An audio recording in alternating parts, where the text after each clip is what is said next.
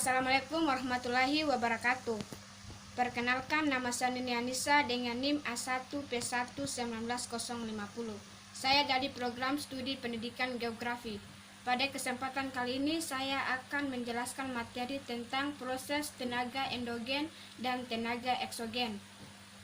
Baik, tenaga endogen dan eksogen ialah tenaga yang membentuk dan mengubah permukaan muka bumi ini.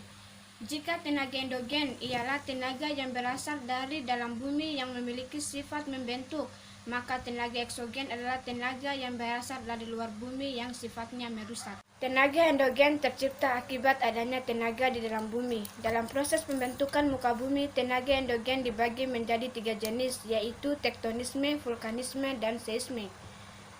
Tenaga tektonisme adalah tenaga yang berasal dari dalam bumi. Tektonisme adalah gerakan yang berupa gerakan mendorong dan menarik secara vertikal maupun horizontal. Tektonisme terjadi akibat adanya tekanan dari panas yang ada di dalam inti bumi. Yang kedua adalah vulkanisme. Vulkanisme adalah gerakan magma yang ada di dalam bumi. Magma adalah cairan panas yang berasal dari inti bumi. Magma yang panas mendapatkan tekanan. Magma yang ditekan ini akan keluar mencari tempat dengan tekanan yang lebih rendah. Magma biasanya keluar melalui pipa alami yang ada di dalam bumi. Pipa tersebut bernama terusan kepunden. Magma yang keluar dari dalam perut bumi akan meletus dan menjadi lava.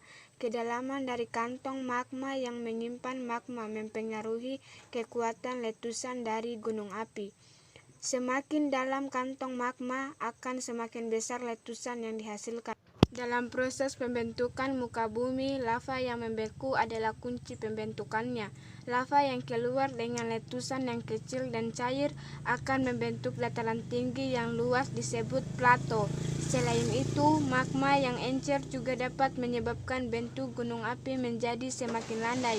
Selain mengubah bentuk gunung api menjadi landai, magma yang keluar dengan kekuatan yang besar lalu kecil, lalu kembali menjadi besar, menyebabkan gunung menjadi semakin runcing pada puncaknya.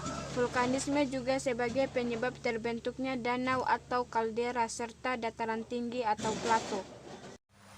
Yang ketiga adalah seisme. Seisme adalah gempa bumi. Gempa bumi adalah getaran yang terjadi akibat dari proses patahan dan lipatan. Pada gerakan ini menyebabkan timbulnya gelombang yang menyebabkan bumi bergetar. Selain akibat dari patahan dan lipatan, seisme juga dapat terjadi akibat pergerakan lempengan yang ada di bumi. Seisme adalah salah satu pembentukan muka bumi, di mana dalam prosesnya seisme dapat menyebabkan munculnya cekungan atau retakan pada permukaan bumi. Selain itu, gempa bumi besar yang terjadi di dalam laut berpotensi dalam menciptakan tsunami. Gempa bumi tidak hanya terjadi akibat proses lipatan, patahan, atau gerakan lempeng bumi. Gempa bumi juga terjadi akibat adanya aktivitas vulkani. Sebelum meletus, gunung api akan menghasilkan gempa bumi yang kecil namun sering, dan saat meletus, gempa yang dihasilkan bisa sangat besar. Tenaga eksogen adalah tenaga yang mengubah bentuk bumi yang telah dibuat oleh tenaga endogen. Tenaga eksogen memakai bantuan angin, air, maupun gletser dalam proses pembentukannya. Tenaga eksogen yaitu air, angin, ataupun gletser akan mengikis permukaan bumi serta membawa materi yang lapuk, lalu menumpuknya sehingga membentuk permukaan yang baru. Pada proses pembentukan muka bumi melalui tenaga eksogen dapat dilakukan dengan beberapa cara berikut. Yang pertama adalah sedimentasi. Sedimentasi adalah proses pembentukan muka bumi yang melalui pengendapan materi-materi sedimen. Materi sedimen berasal dari pelapukan batuan, pelapukan sisa-sisa makhluk hidup maupun pasir. Tenaga yang membawa materi sedimen ini adalah air, angin maupun gletser. Sedimentasi oleh tenaga air terjadi di sungai dan laut. Yang kedua, erosi.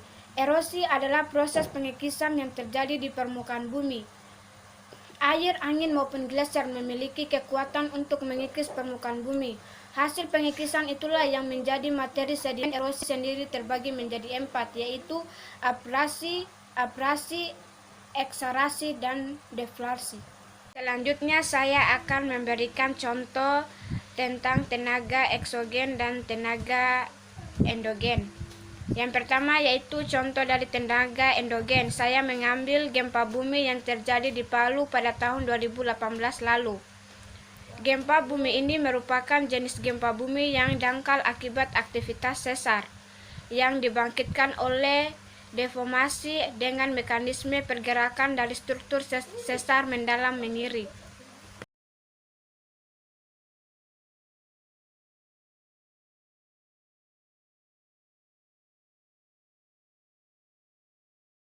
Selanjutnya yaitu contoh dari tenaga eksogen.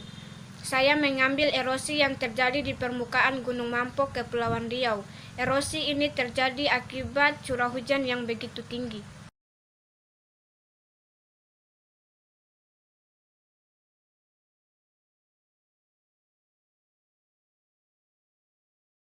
Sekian yang dapat saya sampaikan, dan apabila ada kesalahan kata mohon dimaafkan. Akhir kata, wabillahi taufiq wal hidayah. Wassalamualaikum warahmatullahi wabarakatuh.